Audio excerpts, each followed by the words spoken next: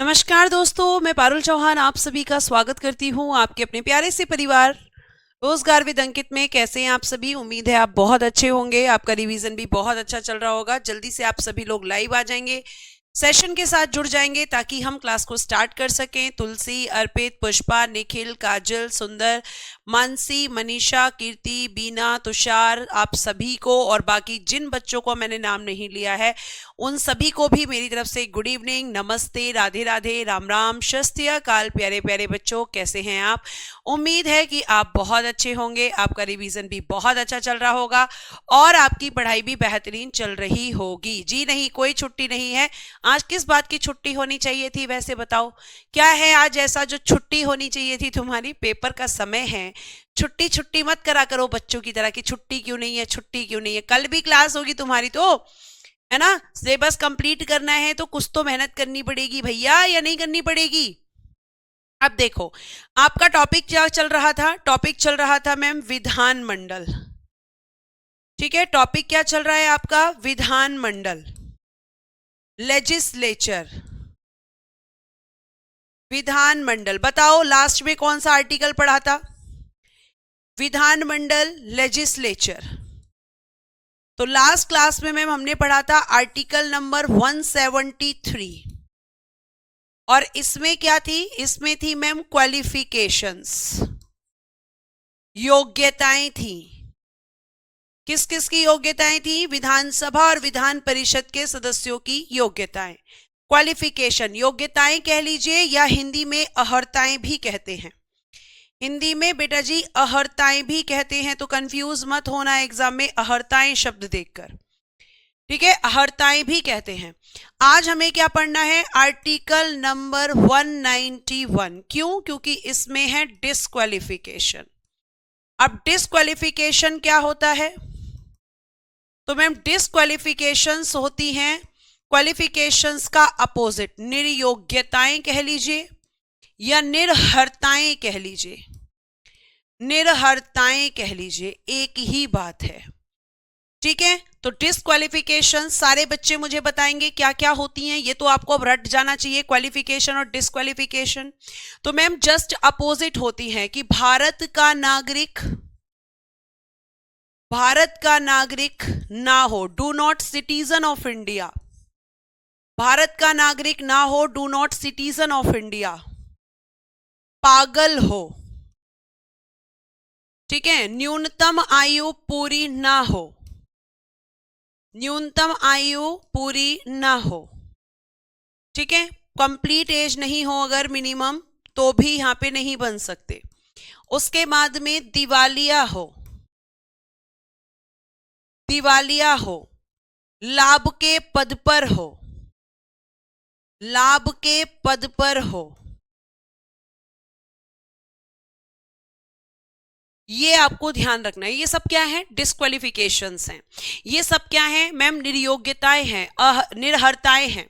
और अगर हम बात करते हैं तो किसकी निर्योग्यताएं हैं? तो आप कहोगे विधानसभा और विधान परिषद के सदस्यों की, विधानसभा और विधान परिषद के सदस्यों की, और विधान परिषद के सदस्यों की।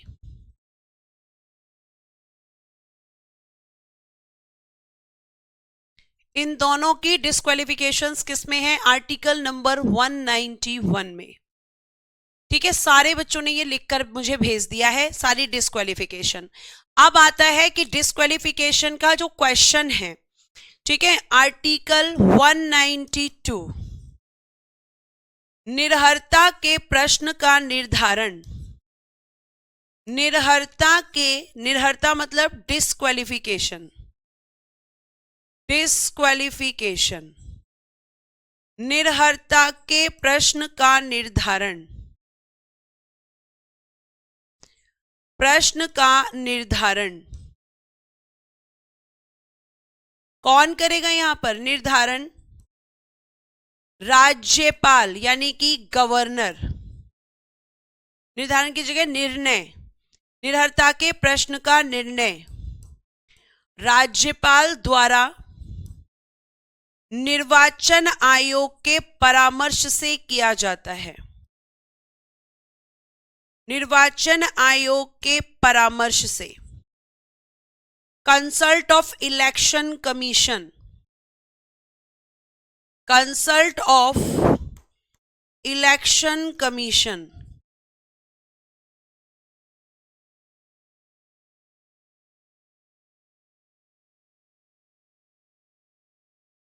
तो ये आपका आर्टिकल 192 में है।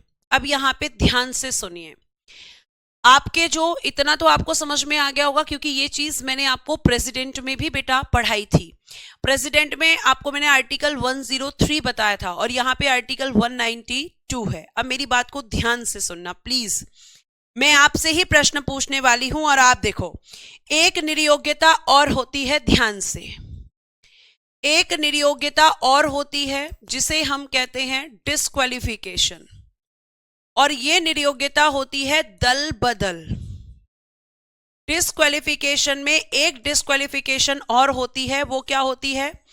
दल बदल कानून, एंटी डिफेक्शन लॉ, दल बदल कानून, एंटी डिफेक्शन लॉ। ध्यान से सुनना, इसे अलग से क्यों बता रही हूं अभी पता चलेगा। एंटी डिफेक्शन लॉ ये भी एक निरयोग्यता है। अगर ये दल बदल कानून किसी एमपी पर हो या एमएलए पर हो या एमएलसी पर, किसी एमपी या एमएलए या एमएलसी पर दल बदल कानून लागू हो, दल बदल कानून लागू हो, कानून लागू हो जाए तो वह निरयोग्य घोषित होता है, तो वह निरयोग्य घोषित होता है।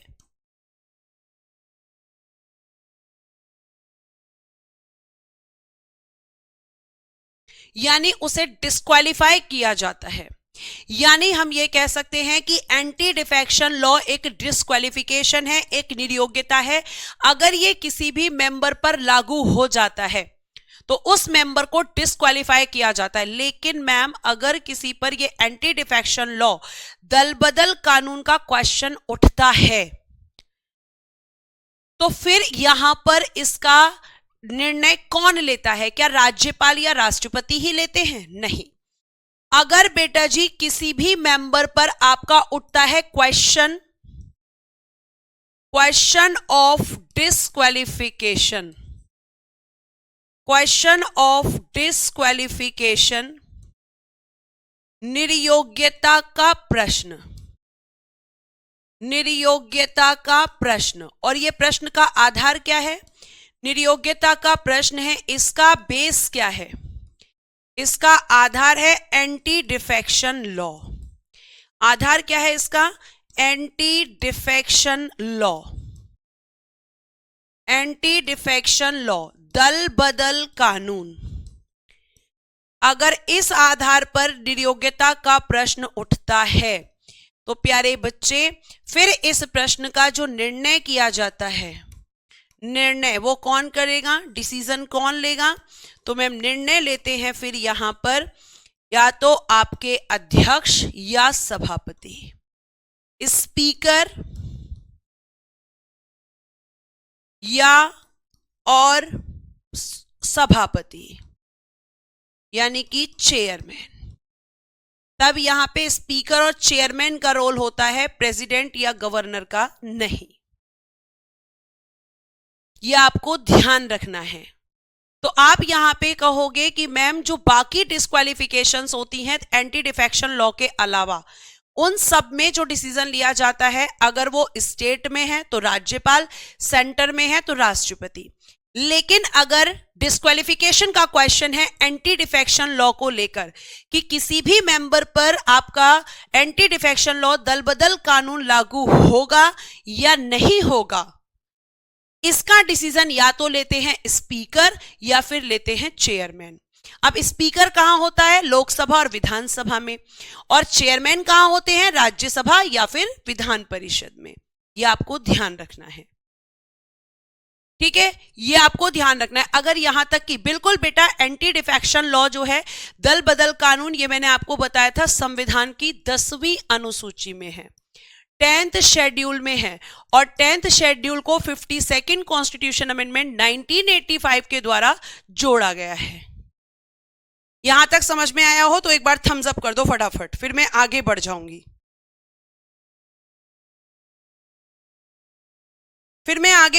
फटाफट थम्स अप कर दीजिए।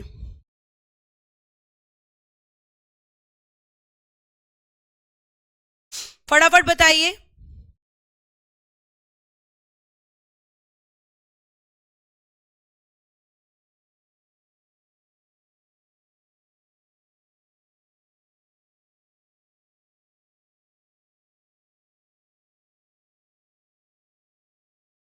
Thank you so much for response everyone. अब बात आती है आपका आर्टिकल 188। इसमें क्या है? शपथ। इसमें है बेटा जी ओथ। और किस किस की ओथ है? तो मैम विधानसभा और विधान परिषद के सदस्यों की, और Vidhan Parishad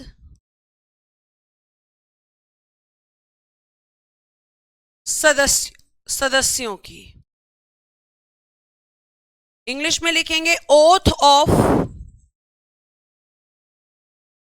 members of legislative assembly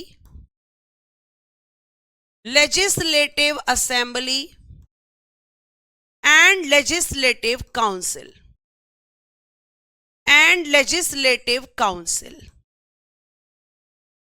article 188 में कहा गया है कि इनको जो शपथ दिलाएंगे, शपथ कौन दिलाएगा?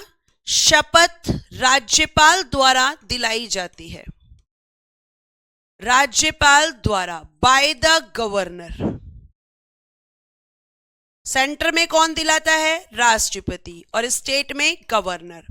और इनकी शपथ कहां पर है? इनकी शपथ का जो प्रारूप है, ड्राफ्ट ऑफ ओथ, वो शेड्यूल 3 में है। ड्राफ्ट ऑफ ओथ वो कहां पर है? शेड्यूल 3, अनुसूची 3 में, अनुसूची 3 में। लेकिन शपथ दिलाता कौन है? राज्यपाल। शपथ दिलाता कौन है? राज्यपाल। ठीक है,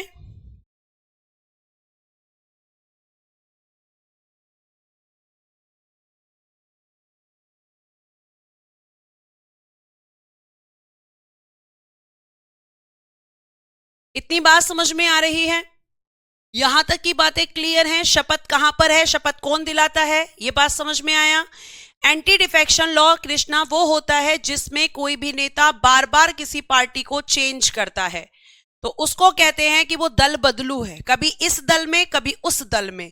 तो इस तरीके की चीजें की गई थी कि भाई आज मेरा मन है बीजेपी में हूं, आज मेरा मन है कांग्रेस में चला जाऊं, आज मेरा मन है आम आदमी पार्टी में चला जाऊं, तो वो बार बार चेंज करता है दल को। इसीलिए हम कह सकते हैं कि यहां पर यह कानून बनाया गया कि इन नेताओं को रोका जा सके। ठीक है, थैंक यू बच्चों ये बोलने के लिए कि हाँ समझ आ गया। अब देखो, जिस तरीके से आपकी विधानसभा की पहले हम बात करते हैं, विधानसभा किसकी तरह होती है स्टेट में? मैम लोकसभा की तरह, लेजिस्लेटिव असेंबली। ठीक है, अब यहां पर कौन होते हैं? तो मैम जैसे लोकसभा में अध्यक्ष उपाध्यक्ष होते हैं, यहां पर भी एक अध्यक्ष और एक उपाध्यक्ष। अब मैं तुम्हारा रिवीजन करवाऊंगी, देखो कैसे, कितने शानदार तरीके से। एक होता है स्पीकर और एक होता है डेप्यूटी स्पीकर। अब मेरे आपसे इन दोनों को लेकर क्वेश्चन है, चलो बताना फटाफट। पहला, कौन चुनता है इनको? देखो अभी रिवीजन कैसे होता है, कौन चुनता है बताओ? चुनने का मतलब है यहां पर चूज करना। कौन हटाता है? कौन हटाता है? फिर बताना कि अध्यक्ष ये त्यागपत्र किसको देता है, या ऐसे लिखना त्यागपत्र अध्यक्ष किसको देता है और उपाध्यक्ष किसको देता है, इनका कार्यकाल कितना होता है, कार्यकाल कितना होता है, टेन्योर। अध्यक्ष को शपथ कौन दिलाता है, अध्यक्ष को शपथ। चलो देखते हैं कितने बच्चे इन प्रश्नों के उत्तर करते हैं, क्योंकि ये रिवीजन है, क्योंकि ये रिवीजन है। राज्यपाल हटाता है और जनता चुनती है, बहुत बढ़िया। इसका मतलब आपका रिवीजन बहुत ही शानदार तरीके से चल रहा है। विधानसभा के अध्यक्ष चुनते हैं, विधानसभा के सदस्यों द्वारा, बाय द एमएलएस, विधानसभा के सदस्यों द्वारा। हटाता कौन है, तो same members of legislative assemblies, members of legislative assemblies. Very good, बहुत अच्छे से रिवीजन कर रहे हो आप लोग। ठीक है, आपकी होनी चाहिए थी आज कुटाई, अगर कुटाई का ऑप्शन होता तो, है ना। स्पीकर किसको देता है, डेप्यूटी स्पीकर यानी कि उपाध्यक्ष को। उपाध्यक्ष किसको देता है, अध्यक्ष को। कार्यकाल कितना होगा, 5 वर्ष। शपथ मैम कोई नहीं दिलाता, कोई नहीं, क्योंकि इनकी अलग से कोई शपथ नहीं, क्योंकि अलग से कोई शपथ नहीं, क्योंकि अलग से कोई शपथ नहीं। मैम ये शपथ लेंगे एमएलए के रूप में। तो ये चल रहा है आपका रिवीजन। कितने बढ़िया से आंसर कर रहे हो आप। संजना वर्मा जी, विधानसभा के सदस्य, इसकी हिंदी यही होगी। एक बार इंग्लिश में लिखा हुआ है, एक बार हिंदी में। ऐसे ही इनकी तरह आपके कौन होते हैं, यहां पर होती है मैम, दूसरा सदन होता है विधान परिषद, विधान परिषद, लेजिस्लेटिव काउंसिल। ठीक है, अब यहां पर भी सेम यहां कौन होते हैं, सभापति, और एक होते हैं उपसभापति।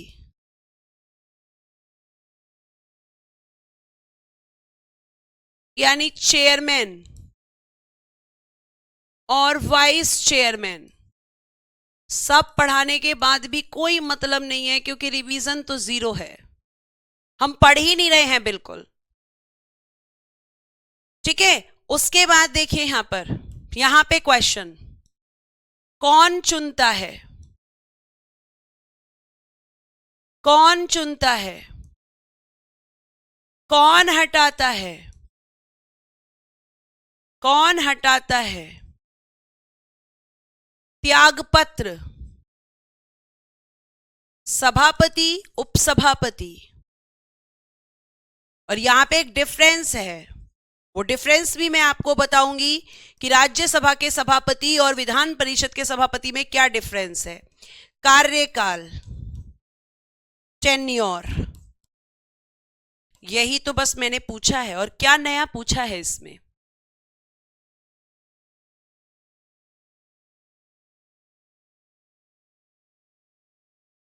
क्या नया पूछ दिया आपसे। आप कहोगे कि मैम राज्यसभा में सभापति राज्यसभा का मेंबर नहीं होता, लेकिन यहां पर ये दोनों ही आपके विधान परिषद के मेंबर हैं, दोनों ही विधान परिषद के सदस्य हैं।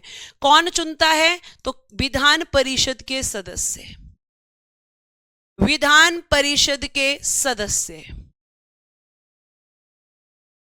कौन हटाता है, members of legislative council, Vidhan Parishad के सदस्य ही इनको हटाते हैं। सभापति उपसभापति को देते हैं, उपसभापति को, और उपसभापति सभापति को। कार्यकाल दोनों ही किसके सदस्य हैं, विधान परिषद के, तो 6 इयर्स होगा इन दोनों का। जबकि राज्यसभा में सभापति का 5 साल और उपसभापति का 6 साल। अब मुझे इतना तो बता दो, हटाने से पहले कितने दिन का नोटिस दिया जाता है? हटाने से पहले कितने दिन का नोटिस दिया जाता है? बताओ। हटाने से पहले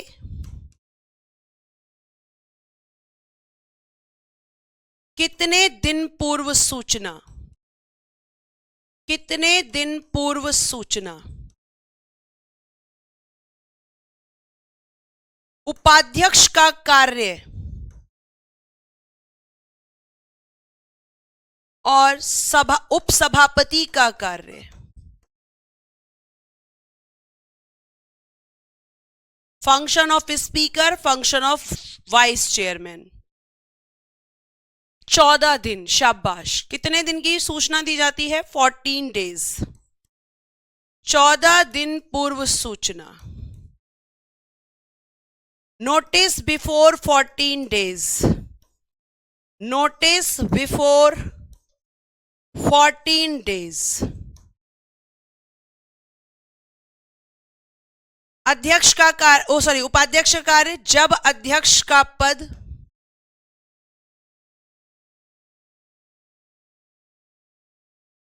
रिक्त हो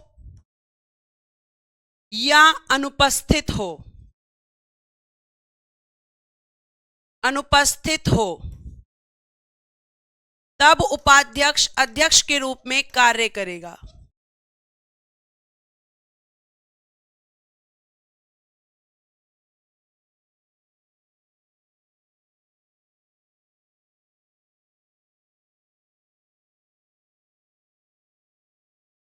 यही तो है। उपसभापति, जब सभापति का पद रिक्त हो या अनुपस्थित हो तब उपसभापति सभापति के रूप में कार्य करेगा। ये सब मैंने तुम्हें संसद में नहीं बताया, सब बताया है। सब बताया है मैंने तुम्हें, लेकिन वही है कि आपने रिवीजन ही नहीं किया है। और बेटा बिना रिवीजन के तो कुछ भी नहीं होने वाला, मैं चाहे तुम्हें कितना भी पढ़ा दूं। यहां तक कोई भी डाउट?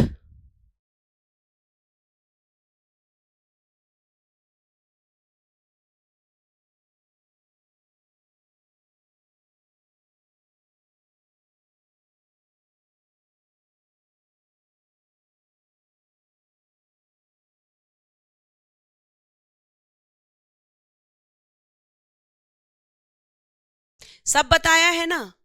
हो गया यहां तक? अब देखो यहां पे, अब मैं आपसे ही क्वेश्चन पूछूंगी। बताइए गणपूर्ति कितनी होती है? गणपूर्ति यानी कि कोरम, ये कितना होना चाहिए ये बताइए, और प्लस ये बताइए गणपूर्ति यानी कि कोरम पूरा ना होने पर क्या होता है? पूरी ना हो तो, ये क्वेश्चन है। दूसरा, धन विधेयक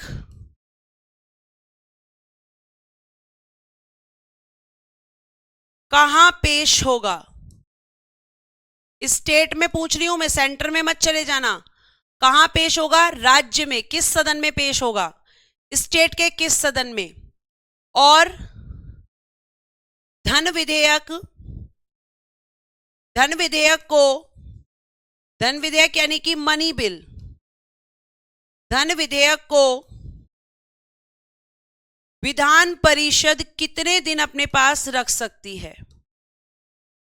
विधान परिषद कितने दिन अपने पास रख सकती है? अपने पास रख सकती है। तुम्हें ऐसा लगना चाहिए कि जैसे मैं तुम्हें रिवीजन करवा रही हूं, बस दिमाग के दरवाजे खोलने हैं कि वहां सेंटर था और यहां स्टेट। Very good ma'am. स्थगित किया जाता है और कोरम होता है सदन की कुल सदस्य संख्या का 1/10। सदन की कुल सदस्य संख्या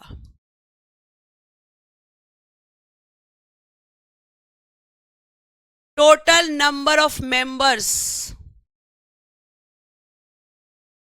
total number of members of house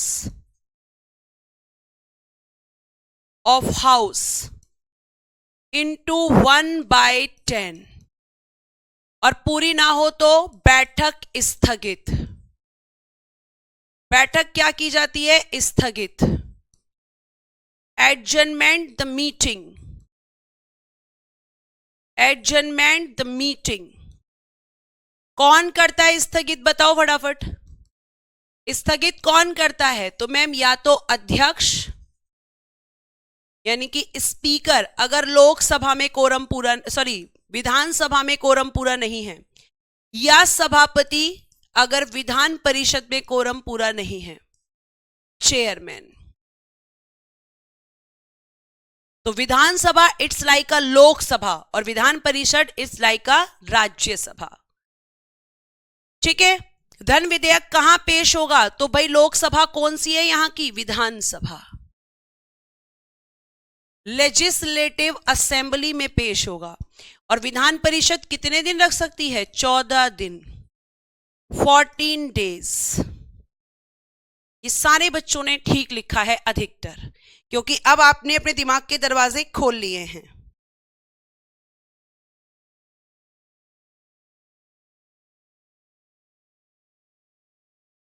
ठीक है, तो ये आपका खत्म होता है चैप्टर।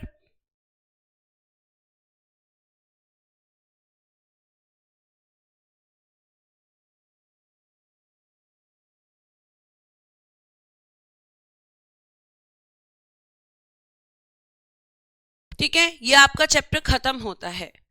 संजन, ये आपकी मर्जी है बच्चे, आपको क्या करना है। ये चैप्टर फिनिश। इसके जितने इंपॉर्टेंट पॉइंट्स थे मैंने आपको सब बता दिए हैं।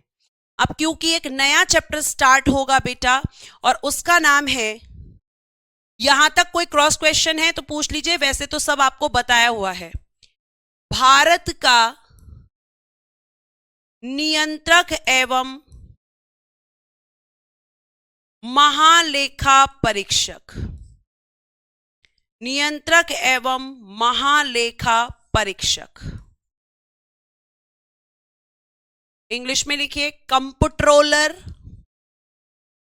अब ये मत बोलना कि कंट्रोलर होगा, कंप्ट्रोलर ही होगा। Comptroller and auditor general of India, general of India next chapter है। और ये है बेटा जी, इसको शॉर्ट में कहते हैं कैग। बार बार मत पूछना कैग कैग क्या है, क्योंकि मैंने आपको क्या लिखवा दिया है? मैंने आपको लिखवा दिया है भारत का नियंत्रक एवं महालेखा परीक्षक, पहले ही इसकी full form comptroller and auditor general of India. प्यारे बच्चे, ये आपके कॉन्स्टिट्यूशन के पार्ट 5 में है, भाग 5 में, और आर्टिकल 148 से लेकर 151 तक है। अब आपको मैं ये बता दूं कि जो कैग होता है ये सेंटर और स्टेट का एक ही होता है, अलग अलग नहीं होता। आपको फिर से मैं ये बता देती हूं, नारायण जी पढ़ा दूंगी, अभी क्लास खत्म नहीं हुई बेटा, अभी मैंने सिलेबस खत्म हो गया ऐसा नहीं बोला है। ठीक है, तो आप कहेंगे कि मैम कैग जो होता है वो पूरा एक ही होता है पूरे भारत में, ये आपको ध्यान रखना है। तो आप कहेंगे कि मैम कैग जो है वर्तमान में कौन है? संजय मूर्ति जी हैं इन प्रेजेंट। और फर्स्ट कौन थे? वी नरहरि राव, जो भारत में प्रथम कैग थे। लेकिन अभी इसके बारे में थोड़ा सा सुनो और उसके बाद हम आगे बात करेंगे। अभी आप इतना ध्यान रखेंगे कि कैग अलग अलग नहीं होता, कि स्टेट का अलग और सेंटर का अलग, कैग एक ही होता है, पूरे भारत में एक ही कैग होता है। ठीक है, इतनी बात समझ में आई। अब आप ध्यान से सुनना कि आखिर यहां पे कैग क्या करता है, कैग का काम क्या होता है। तो बेटा कैग का काम होता है कि आपकी जो सरकारें हैं, है ना, वो क्या करती हैं? तो मैम हमारे सरकारें जो है देश के लिए काम करती हैं। अब काम करती हैं तो बहुत सारी योजनाएं बनाती हैं, मतलब स्कीम्स बनाती हैं, पॉलिसी बनाती हैं, और उनको बनाने के बाद उन पे खर्चा भी करती हैं। तो मान लीजिए कि किसी सरकार ने कोई स्कीम बनाई और उसके लिए उसने कहा कि मुझे 1,000 करोड़ रुपए चाहिए, 1,000 करोड़ रुपए चाहिए, उसको मिल गए कि लो भाई। अब उसने किसके लिए मांगा? स्कीम के लिए। तो कैग ये देखता है कि उसने जो खर्चा किया 1,000 करोड़ रुपए, क्या वो उसी पर किया या फिर कहीं और किया, उसी पर किया या कहीं और कर दिया। मतलब इसका काम होता है सरकार ने जो पैसा जिस काम के लिए मांगा था वो वहीं पे खर्च किया है या कहीं और खर्च किया है। आपको पता है अगर कैग चाहे तो सारे के सारे करप्शन सामने आ सकते हैं, लेकिन कैग की अपॉइंटमेंट खुद सेंट्रल गवर्नमेंट के कहने पर होती है। तो कैग क्या करता है मैम? सरकार के द्वारा किए गए खर्चे जो होते हैं उनकी जांच करता है, यानी कि ऑडिटिंग करता है कि खर्चा वही हुआ है जिसके लिए पैसा लिया गया था या नहीं। अब जैसे फॉर एग्जांपल आप घर से पैसा मांगो कि मुझे स्कूल की फीस देनी है, पर आपने फीस ना दे के आप पिक्चर देखने चले गए, आप घूमने चले गए, आपने गोलगप्पे खा लिए, तो फिर आपने उस पैसे का यूज कहां किया? दूसरी जगह। और फिर घर में क्या हो सकती है मैम? हमारी कुटाई हो सकती है। तो कैग की कुटाई नहीं होती। क्यों नहीं होती है? क्योंकि कैग तो खुद ही यहां पे सेंट्रल गवर्नमेंट के द्वारा अपॉइंट करवाया जाता है राष्ट्रपति से। ये चाहे तो करप्शन सामने आ सकता है, पर ऐसा होता कहां है। हाँ बेटा, संसद भी भाग 5 में है। तो देखो आगे सुनो। और जो कैग है ये आपका संवैधानिक पद है, कॉन्स्टिट्यूशनल पोस्ट है। ये कोई भी पोस्ट जिसकी संविधान में चर्चा है, संविधान में चर्चा है और आर्टिकल है और पार्ट है, तो वो कॉन्स्टिट्यूशनल पोस्ट है, संवैधानिक पद है, क्योंकि संविधान में उसके बारे में चर्चा की गई है, संविधान में उसके बारे में प्रावधान किया गया है। ठीक है, आगे देखो यहां पे ध्यान से। अगर हम बात करते हैं कि जो कैग है, कैग का जो पद है, कैग के पद का सृजन होता है बेटा जी create the post of CAG, create the post of CAG. ये कब किसके समय पर हुआ था? तो कैनिंग के समय, कैनिंग के समय। कैनिंग कौन था मैम? एक अंग्रेज। इसके समय पर इस पोस्ट को क्रिएट किया गया था, ये बात आप बहुत अच्छे से ध्यान रखेंगे। और जो कैग है, पहले इसका नाम जो था, पहले इसका नाम था महालेखाकार, महालेखाकार यानी auditor general.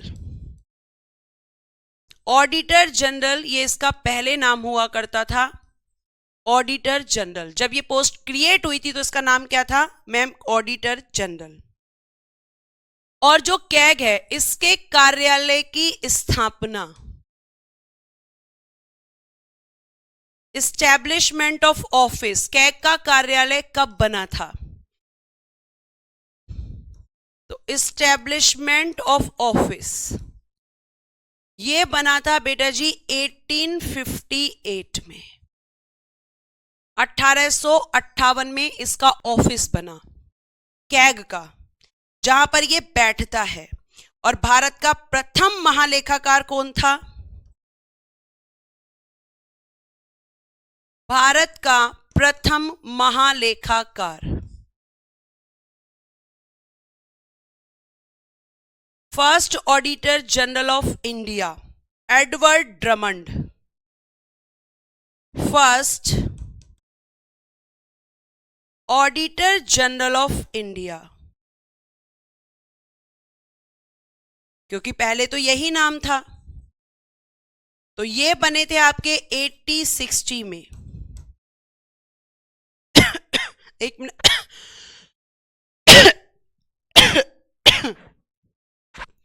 Edward Drummond,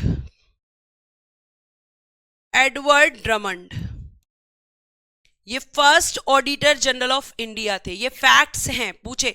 we Narhari बेटा जी इंडिपेंडेंट इंडिया, स्वतंत्र भारत के, लेकिन आप देखिए यहां मैंने क्या लिखा है, भारत। इंडिपेंडेंट इंडिया नहीं लिखा, मैंने लिखा है केवल भारत। ठीक है, ये आपको ध्यान रखना है। उसके बाद में 1866 में इस पोस्ट का नाम क्या हुआ? 1866 में कहा जाने लगा नियंत्रक एवं महालेखा परीक्षक। नियंत्रक एवं महालेखा परीक्षक 1866 में महालेखाकार से क्या बना? नियंत्रक एवं महालेखा परीक्षक, यानी comptroller and auditor general. And auditor general. तो मैम भारत का नियंत्रक एवं महालेखा परीक्षक कब बना? ये जो आपने ऊपर हेडिंग दी है, जो हम वर्तमान में इसको कहते हैं भारत का नियंत्रक एवं महालेखा परीक्षक, ये कब बना था? तो बेटा ये वाली पोस्ट बनी थी, ये बनी थी आपकी 1884 में। तो पहले नाम क्या था? ऐसे लिख लो मैम, पहले नाम महालेखा परीक्षक, फिर बना मैम नियंत्रक एवं महालेखा परीक्षक, फिर बना भारत का नियंत्रक एवं महालेखा परीक्षक। तो ऐसे इसका नाम चेंज हुआ, इसको एक बॉक्स में बंद कर लो। तो कैग इसका नाम कब पड़ा? 1884 में। हाँ बेटा जी, ये पद अंग्रेजों ने बनाया था। ठीक है, अब आप मुझसे पूछ सकते हो कि स्वतंत्र भारत के प्रथम कैग कौन थे? स्वतंत्र Bharat, independent India, independent India.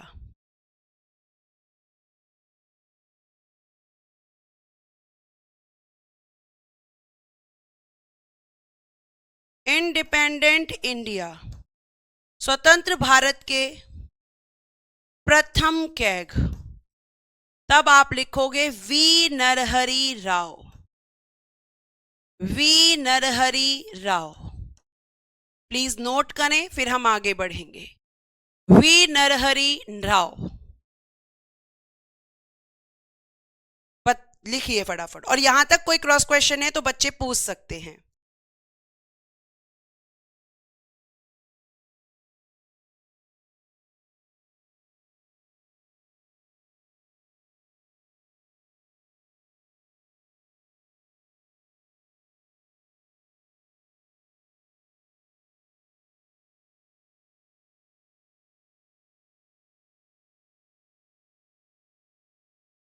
लिख लिया?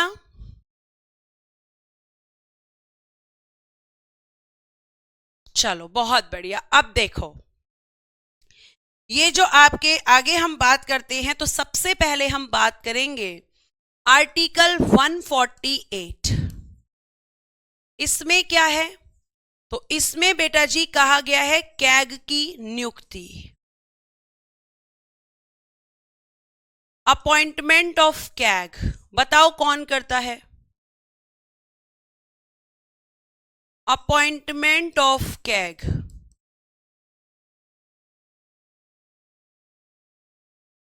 तो आप कहोगे कि मैम कैग की जो नियुक्ति होती है राष्ट्रपति द्वारा, लेकिन केंद्र सरकार के परामर्श से, लेकिन केंद्र सरकार के परामर्श से।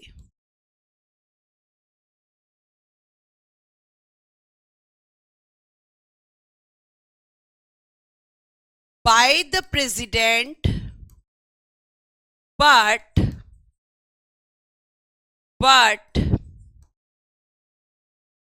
after consult of central government, central government. तो मैंने आपसे पहले ही कहा है कि राष्ट्रपति तो अपनी मर्जी से कोई काम करते ही नहीं है। राष्ट्रपति करते हैं लेकिन केंद्र सरकार के कहने पर करते हैं। ठीक है। अब भैया मैम, इनकी सैलरी कितनी होती है? वेतन। सैलरी में हमें बड़ा इंटरेस्ट है, तो इनका जो वेतन होता है, सैलरी होती है, वो बेटा जी सबसे पहले तो लिखना संसद द्वारा निर्धारित, डिटरमाइंड बाय द पार्लियामेंट, यानी संसद ये तय करती है कि इनको कितना वेतन दिया जाएगा। डिटरमाइंड बाय द पार्लियामेंट,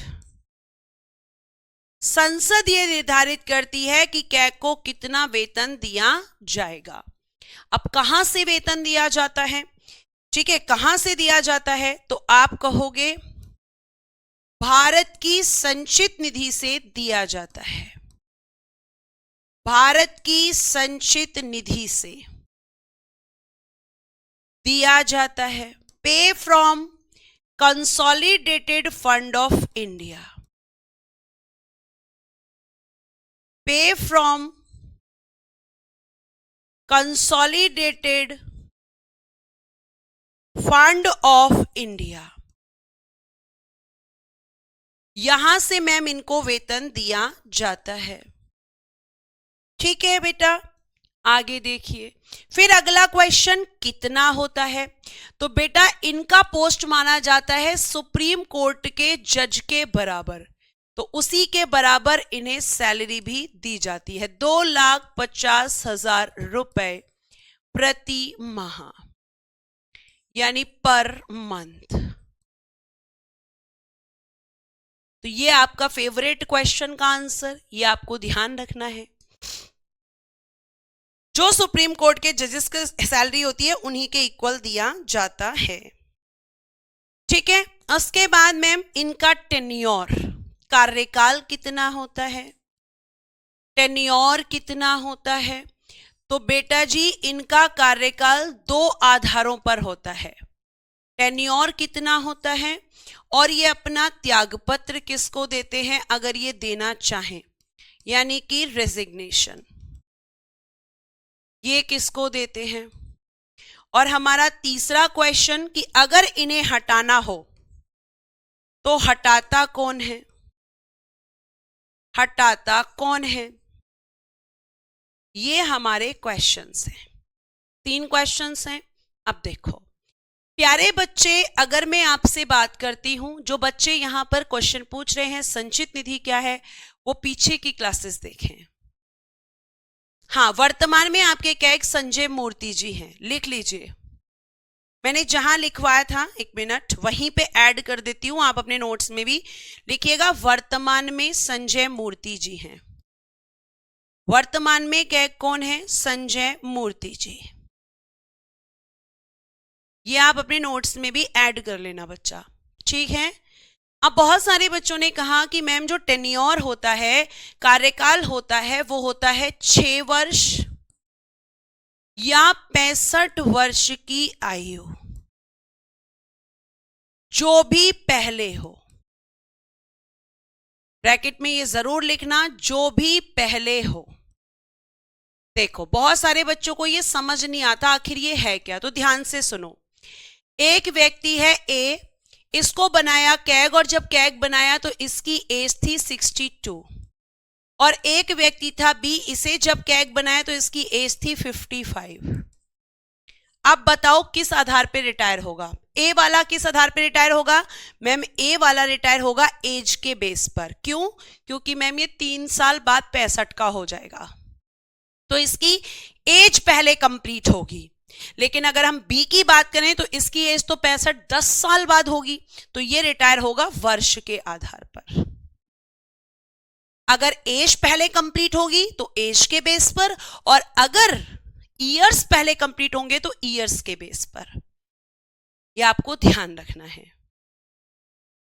ठीक है। त्यागपत्र किसको देंगे? ये राष्ट्रपति जी को।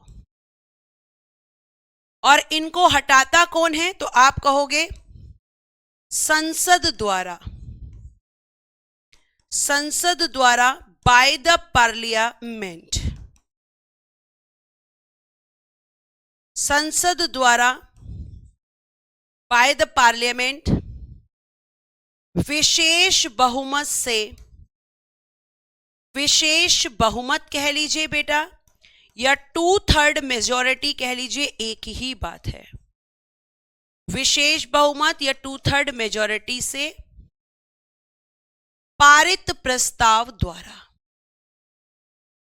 पारित प्रस्ताव द्वारा, प्रस्ताव कहते हैं बेटा जी मोशन, पारित प्रस्ताव द्वारा। तो हटाता कौन है? संसद, लेकिन किस मेजॉरिटी से? स्पेशल मेजॉरिटी से।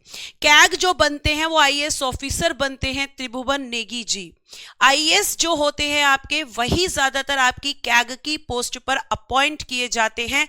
तो इनकी क्वालिफिकेशंस होती हैं जो एक आईएएस की क्वालिफिकेशंस होती हैं। ठीक है, फटाफट यहां तक लिखिए और मुझे बताइए।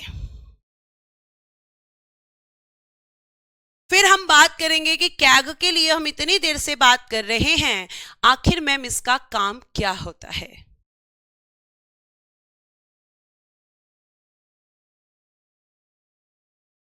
नहीं, ये पोस्ट ऐसा नहीं है कि आप दोबारा बन जाएं। इस पोस्ट पे एक व्यक्ति एक ही बार होता है।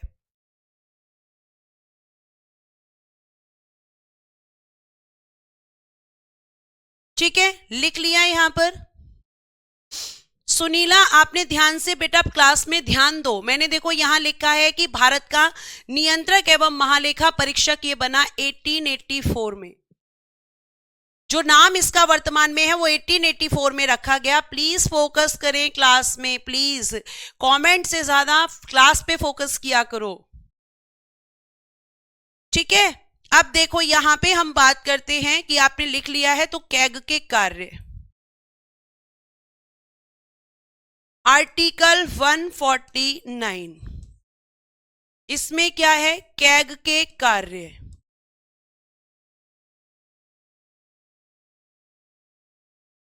Function of CAG. कैग क्या काम करता है मैम? तो देखो ध्यान से सुनना। सबसे पहले कहेंगे पहले कार्य। पहले क्या कार्य करता था ये? ध्यान से सुनना बेटा।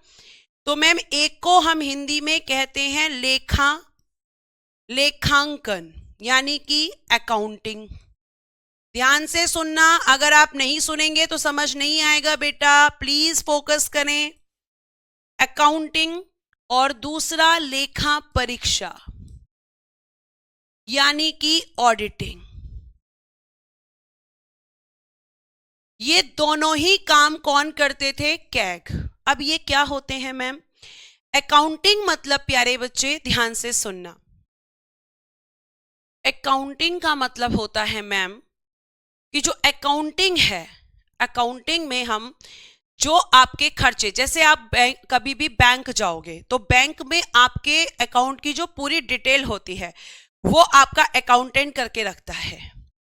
या फिर हम आपके घर में जाते हैं, आपके घर में कई बार ये होता है कि भाई जैसे कोई किराए पे रहता है तो इतना किराया जाएगा, इतने का राशन आएगा, इतने का ये खर्चा, इतने का ये खर्चा, यानी जो होने वाले खर्चे हैं उनका स्टेटमेंट लिखने को ही क्या कहते हैं? लेखांकन। यानी लिख भी यही रहा है। फिर उसके बाद में ऑडिटिंग क्या होती है? जांच करना। ऑडिटिंग का मतलब क्या है? कि जो लेखे तैयार करे गए हैं उनकी जांच करना। तो भैया ये तो वो वाली बात हो गई कि पेपर भी खुद बनाओ और उसका सॉल्यूशन भी खुद दे दो। तो लोगों ने ऑब्जेक्शन किया। ऑब्जेक्शन ने कहा कि भैया ये तो बहुत गलत बात है कि आप खुद ही चीजों को लिख रहे हो और खुद ही चीजों की जांच भी कर रहे हो। आप अपनी ही चीजों को गलत थोड़ी ना बताओगे, आप तो सही बताओगे। आप तो कहोगे कि जो भी लेखांकन, जो भी अकाउंटिंग की गई है वो बिल्कुल ठीक है, ये तो बिल्कुल ठीक है। तो यहां पे ऑब्जेक्शन होने लगा। तो फिर क्या हुआ? 1976 में कार्यों में परिवर्तन, और ये कहा गया कि भैया सुनिए, अब से जो कैग है, कैग केवल ऑडिटिंग करेगा। कैग केवल क्या करेगा? कैग का काम होगा केवल और केवल ऑडिटिंग, यानी लेखा परीक्षा करना, यानी लेखाओं की जांच करना। ठीक। और कहा गया कि जो अकाउंटिंग का काम है ये कौन करेगा? तो कहा कि भैया अकाउंटिंग। जो लेखांकन का काम करेगा वो करेगा सीजीए। वो कौन करेगा? सीजीए। मैम सीजीए की full form controller general of accounts. Controller general of accounts. कि अब यहां पर ये लेखांकन का काम करेगा और इसके लेखों की जांच कौन करेगा? ये करेगा आपका सीजीए।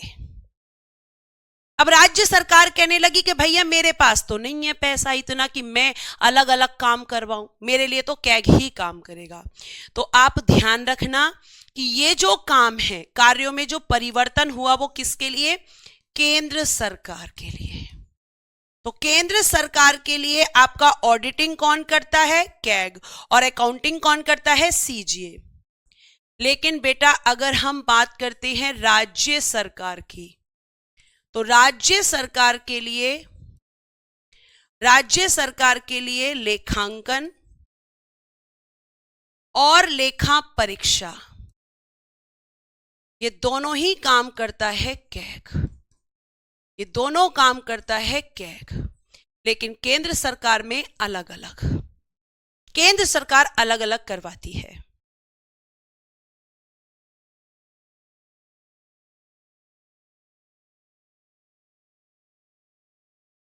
ठीक है, यहां तक समझ में आया?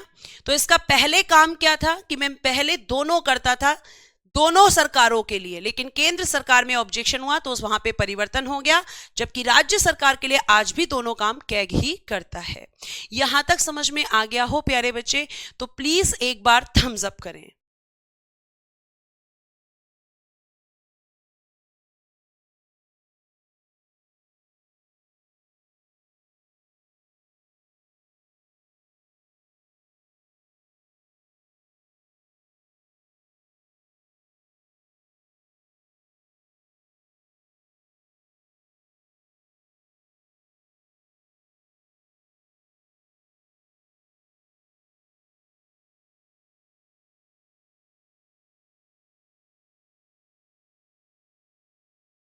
ठीक है, समझ आ गया? अब आगे लास्ट आर्टिकल है इससे रिलेटेड, आर्टिकल 151। अब देखो, केंद्र सरकार का हो या संघ सरकार कह लो, एक ही बात है। केंद्र सरकार की रिपोर्ट किसको देता है? केंद्र सरकार की जो रिपोर्ट होती है बेटा जी, ये केंद्र सरकार के खातों की रिपोर्ट देता है राष्ट्रपति को। राष्ट्रपति को। और बेटा राज्य सरकार के खातों की रिपोर्ट,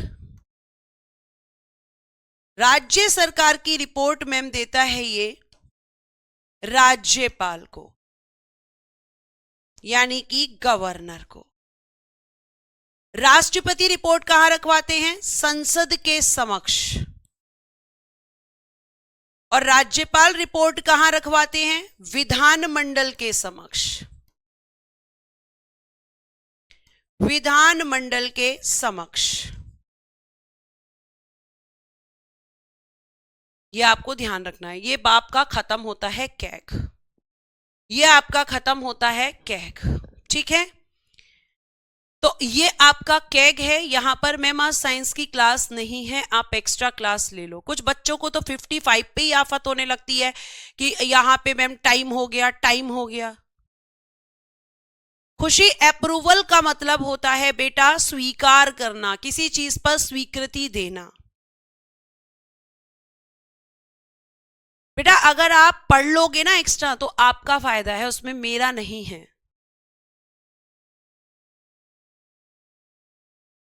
हाँ बिल्कुल इप्शिता जी, कैग एक ही कैग सभी राज्यों के लिए काम करता है, क्योंकि कैग अलग अलग नहीं होता है।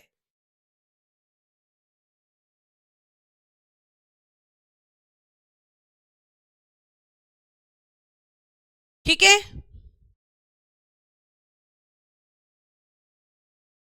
इतना चल सकते हैं, आगे चल सकते हैं, ले लूं क्लास? अगर आप अप्रूवल दे दें तो 30 मिनट और ले लो, एक चैप्टर और खत्म हो जाएगा। भारत का निर्वाचन आयोग,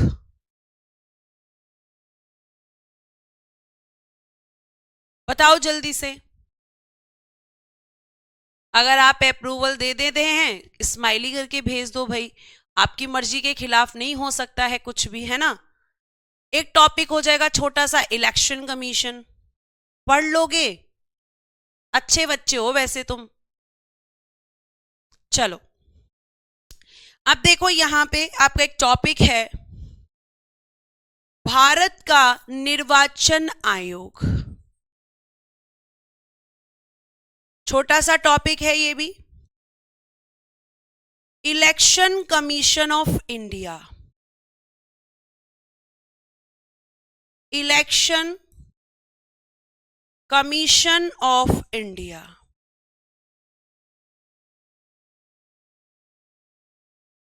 भारत का निर्वाचन आयोग कॉन्स्टिट्यूशन के पार्ट या भाग और आर्टिकल 324 से 329 और पार्ट किस में है बताओ, कौन से भाग में आपका निर्वाचन आयोग? बताओ, भारत का निर्वाचन आयोग संविधान के किस भाग में है? बताओ जल्दी से, बताओ बेटा जल्दी से। थैंक यू सो मच बच्चों, थैंक यू मैम। भाग 15 में, भाग 15 में है ये। किस में है? भाग 15 में, आर्टिकल 324 से 329। निर्वाचन आयोग प्यारे बच्चे, ये अगर हम बात करते हैं तो इसकी स्थापना ये हुई है 25 जनवरी 1950 को। और क्योंकि इसकी स्थापना 25 जनवरी को हुई है, इसीलिए हम इस दिन मनाते हैं मतदाता दिवस, यानी कि वोटर्स डे। वोटर्स डे 25 जनवरी को ही हम वोटर्स डे सेलिब्रेट करते हैं, इसकी स्थापना इसी दिन हुई है। ठीक है, आपको मैं बता दूं कि जो निर्वाचन आयोग है इसकी खुद की पावर्स होती हैं और ये कॉन्स्टिट्यूशनल और इंडिपेंडेंट बॉडी है, संवैधानिक और स्वतंत्र निकाय, constitutional and independent body, constitutional and independent body. ठीक है, यानी मैम इसकी खुद की पावर्स हैं और संविधान ने इसे खुद की शक्तियां दी हुई हैं, ये किसी के अधीन नहीं है, ये किसी के अंडर नहीं है, इसकी खुद की पावर्स मैम यहां पर हैं। अब देखो आर्टिकल 324, इसमें क्या है? तो मैम इसमें दिया गया है निर्वाचन आयोग का गठन, निर्वाचन आयोग का गठन, यानी formed of election commission, formed of election commission.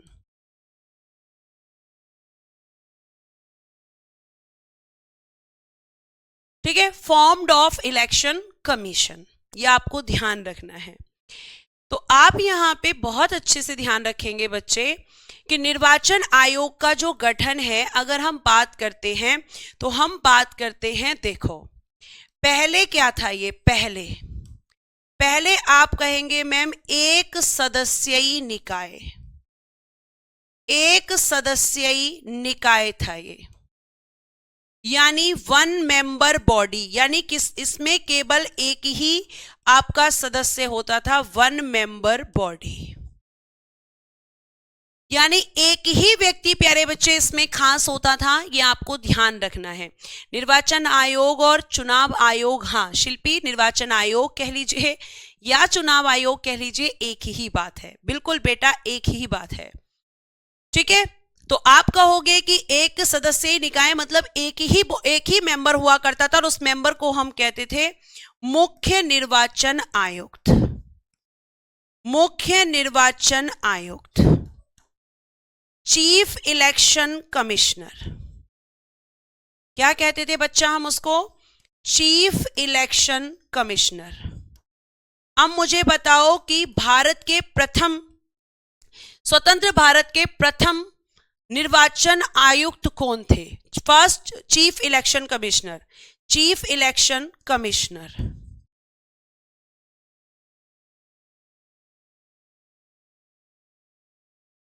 बताइए कौन थे? तो ये केवल एक ही मेंबर इसमें हुआ करता था, वही सारे काम को होल्ड करता था, मतलब वही इलेक्शंस करवाता था। Very good ma'am. फर्स्ट थे सुकुमार सेन। कौन थे बेटा जी? मैम फर्स्ट थे यहां पर सुकुमार सेन जी। सुकुमार सेन जी। अब एसएससी ने क्वेश्चन पूछा कि ये पहली बार बहुसदस्यीय निकाय कब बना, यानी मल्टी मेंबर बॉडी कब बना? ये क्वेश्चन पूछा गया इसमें कि ये आपका एक सदस्यीय निकाय था स्टार्टिंग में जब इसकी स्थापना हुई, लेकिन ये first time multi member body कब बना?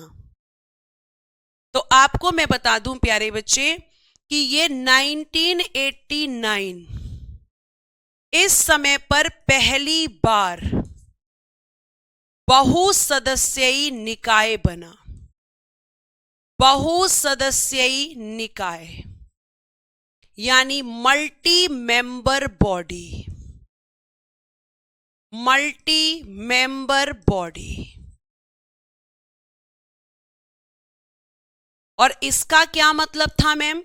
इसका मतलब था प्यारे बच्चे कि इसमें एक थे मुख्य निर्वाचन आयुक्त जो कि स्टार्टिंग से ही थे, और दो अन्य निर्वाचन आयुक्त। दो अन्य निर्वाचन आयुक्त, यानी एक चीफ इलेक्शन कमिश्नर और 2 अदर इलेक्शन कमिश्नर। और बेटा जी इन प्रेजेंट ऐसा ही है, वर्तमान में ऐसा ही है। 3 मेंबर्स इसमें होते हैं। 3 मेंबर्स के साथ इसे हम कहते हैं मल्टी मेंबर बॉडी। तो आपसे अब पूछा जाए कि कौन था यहां पर आपका जो है कब पहली बार बनाया गया, तो 1989 में। और आप कहोगे कि यहां पर मैम अगर हम बात करते हैं तो इनकी नियुक्ति कौन करता है, इनकी अपॉइंटमेंट कौन करता है? तो आप कहोगे कि मैम इन तीनों की नियुक्ति, इनकी जो अपॉइंटमेंट होती है वो होती है राष्ट्रपति द्वारा, बाय द प्रेसिडेंट। राष्ट्रपति द्वारा।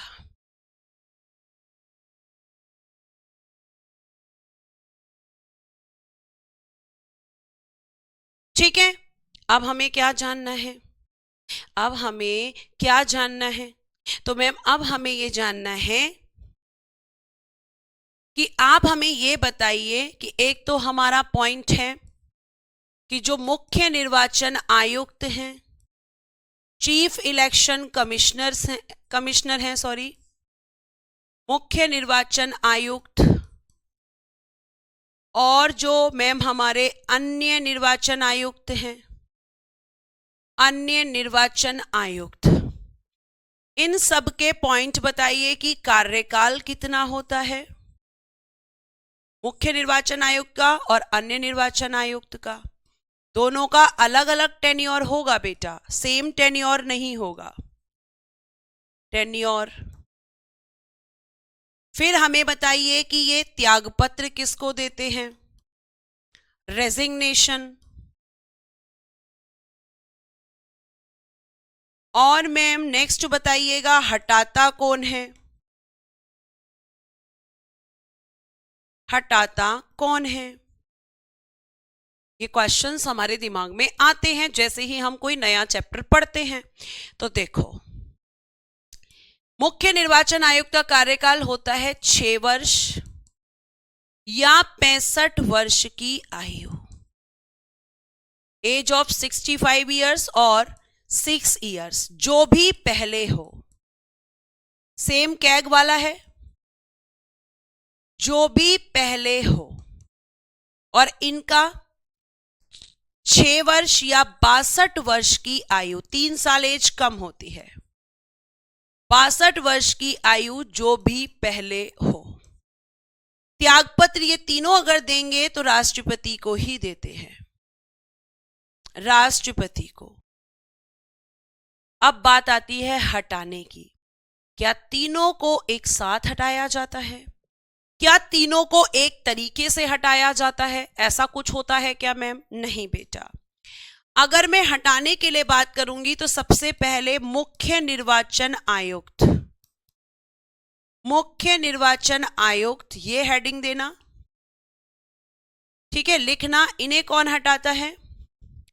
संसद द्वारा विशेष बहुमत से, या ऐसे लिख लेना, 2/3 बहुमत से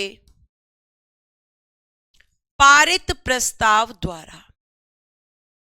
तो इनको कौन हटाता है? मैम संसद। लेकिन अगर वहीं पर हम देखें कि हमारे जो अन्य निर्वाचन आयुक्त हैं, इनको कौन हटाता है, तो लिखिएगा राष्ट्रपति द्वारा, राष्ट्रपति द्वारा मुख्य निर्वाचन आयुक्त की सलाह पर, मुख्य निर्वाचन आयुक्त की सलाह पर। यानी चीफ इलेक्शन कमिश्नर को हटाने का काम करती है संसद, और आपके अन्य निर्वाचन आयुक्तों को हटाने का काम करते हैं राष्ट्रपति। राष्ट्रपति को जब आपके चीफ इलेक्शन कमिश्नर एडवाइस देंगे कि इनको हटा दो, तो राष्ट्रपति उनको हटा देंगे। तो इनके टेन्योर में अंतर होता है और इनको हटाने की प्रक्रिया में भी अंतर होता है।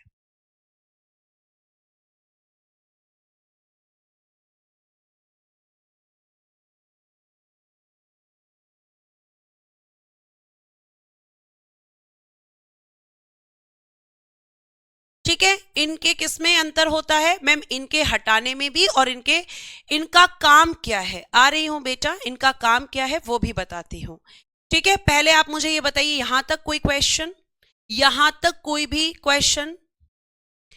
इंग्लिश में लिख दीजिए, removed by the president, removed by the president but after advice of, but after advice of CEC।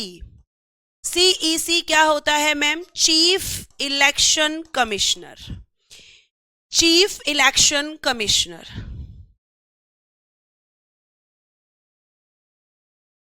ठीक है, कोई भी क्वेश्चन, कोई भी क्रॉस क्वेश्चन बेटा है तो पूछ लीजिए। अब कार्य क्या होता है ma'am?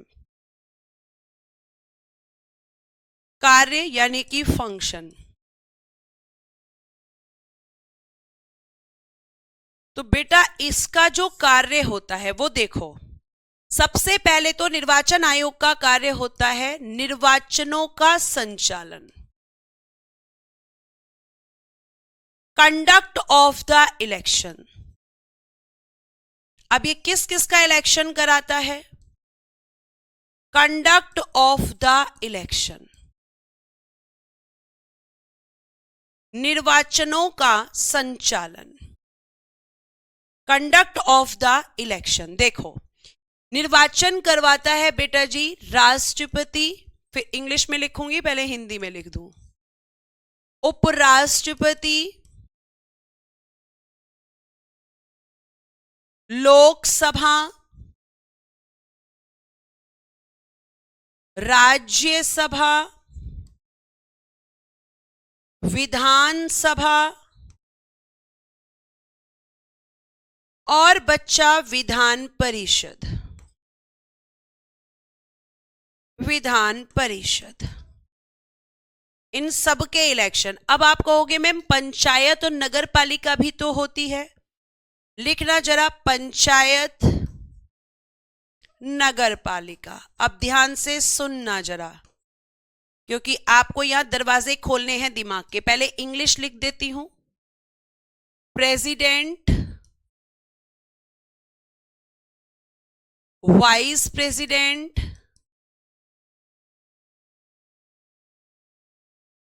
Lok Sabha, Rajya Sabha, legislative assembly,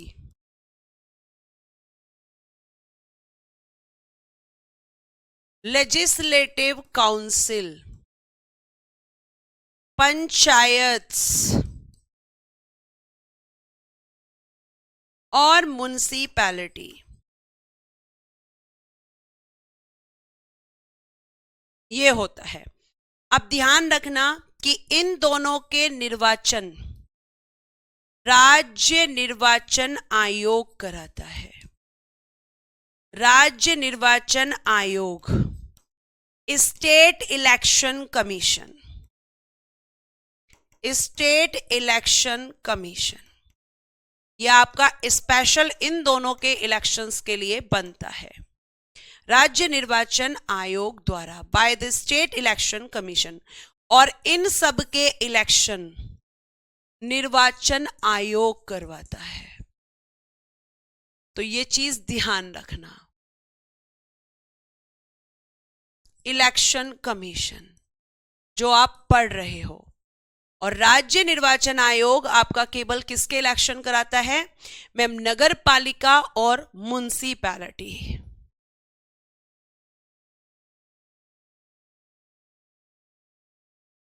ठीक है, ये आपको ध्यान रखना है। उसके अलावा बेटा जब इलेक्शंस होते हैं तो इलेक्शन से पहले एक इलेक्टोरल लिस्ट बनती है। तो वो इलेक्टोरल लिस्ट कौन बनवाता है? ये election commission. Ma'am electoral list क्या होती है? जिसे हम मतदाता सूची कहते हैं। बेटा जब इलेक्शंस होते हैं तो उससे पहले क्या किया जाता है मैम? उससे पहले हमारे घर घर पे आकर हमारे नाम लिखे जाते हैं कि कौन कौन 18 साल का हो चुका है, और फिर उसका वोटर आईडी कार्ड बनता है। और आपका वोटर आईडी कार्ड जैसे ही बनता है आप तुरंत उसमें एलिजिबल हो जाते हैं, और आप क्या करते हैं? आप मैम तुरंत वोटिंग करने के लिए प्रिपेयर हो जाते हैं।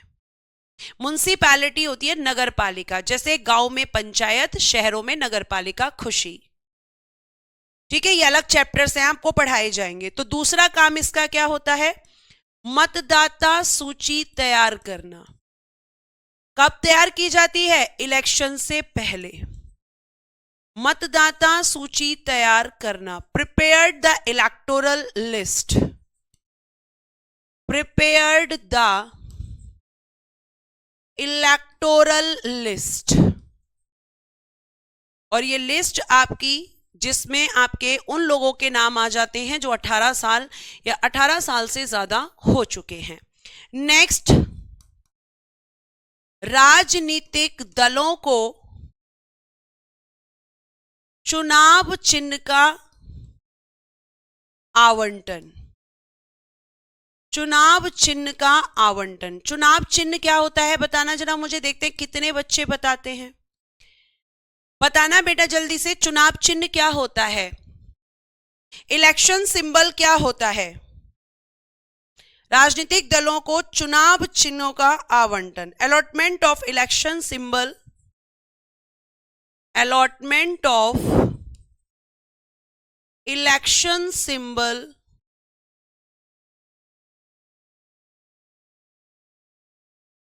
symbol of political parties। political parties जैसे मैम बीजेपी का कमल है, कांग्रेस का हाथ है ना, और आपका क्या कहते हैं आम आदमी पार्टी का झाड़ू है, तो हम उनको दे देते हैं। तो ये कौन अलॉट करता है? यही इलेक्शन कमीशन अलॉट करता है। ये इसी के हाथ में ये पावर होती है। उसके बाद प्यारे बच्चे, राजनीतिक दलों को मान्यता देता है। राजनीतिक दलों को मान्यता, मतलब जो पॉलिटिकल पार्टीज होती हैं, पॉलिटिकल पार्टीज, राजनीतिक दलों को मान्यता। मैम किस चीज की मान्यता? तो बेटा देखो, कौन सी पार्टी नेशनल लेवल की होगी और कौन सी क्षेत्रीय। राष्ट्रीय स्तर, जैसे राष्ट्रीय स्तर में बीजेपी है, कांग्रेस है, आम आदमी पार्टी है, नेशनल लेवल। और कौन सी होगी? क्षेत्रीय स्तर, यानी रीजनल लेवल। तो इसकी मान्यता देना किसके हाथ में होता है? Election commission. राजनीतिक दलों को मान्यता। जो भी समझ में नहीं आए कमेंट बॉक्स में लिख लेना। उसके बाद conduct the fair elections, conduct the fair elections.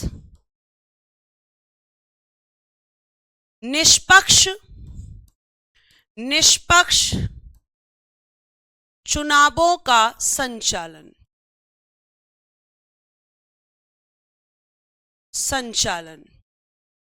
यानी फेयर इलेक्शंस होने चाहिए, कोई करप्शन नहीं होना चाहिए। लेकिन अगर मैम करप्शन हो गया तो क्या होगा?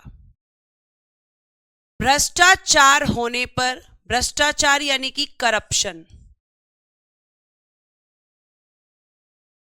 भ्रष्टाचार होने पर निर्वाचन रद्द करना, निर्वाचन रद्द, कैंसल्ड द इलेक्शन। अगर करप्शन सामने आ गया तो ये तुरंत के तुरंत इलेक्शन को कैंसिल भी कर सकता है, निर्वाचन रद्द करना। बस इतना इनफ है, यही इसके काम है। और भी काम होते हैं लेकिन आपको ध्यान रखना है कि यहां पर आपको,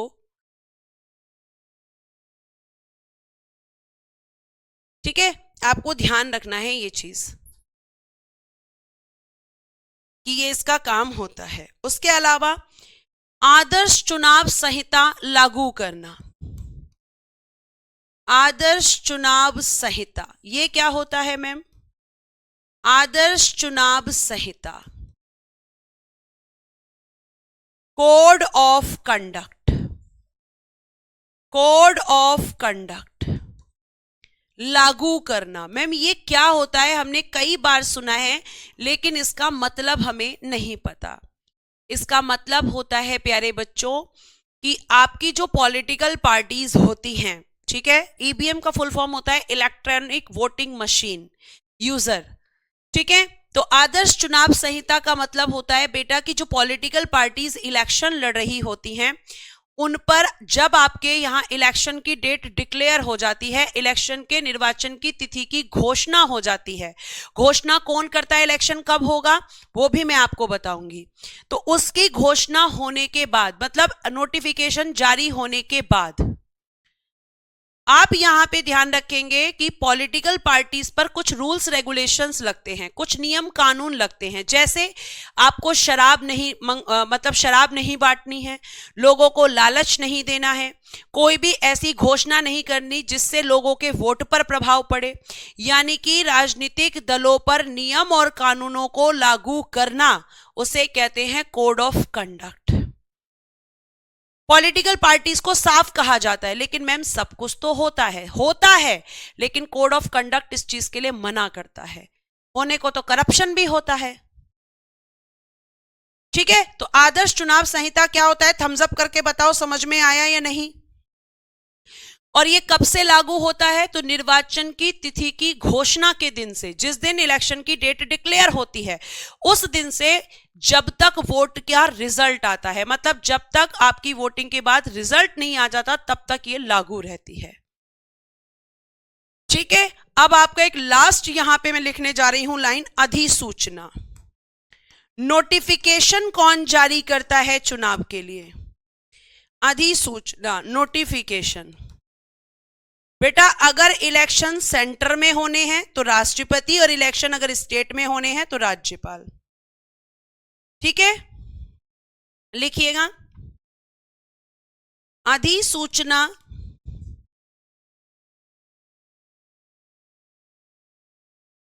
अधिसूचना निर्वाचन आयोग के कहने पर,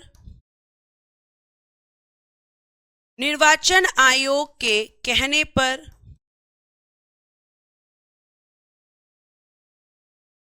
राष्ट्रपति या राज्यपाल, राष्ट्रपति या राज्यपाल द्वारा जारी की जाती है।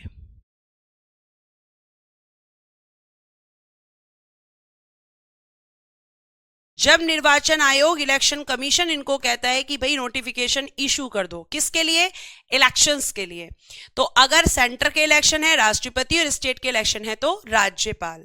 आज हम इतना ही रखते हैं, कल हम करेंगे बाकी की चीजें, ठीक है। और आज हम इतना ही रखते हैं, बाकी की चीजें करेंगे कल की क्लास में। कल क्लास होगी बेटा, टाइमिंग आपको बता दिया जाएगा।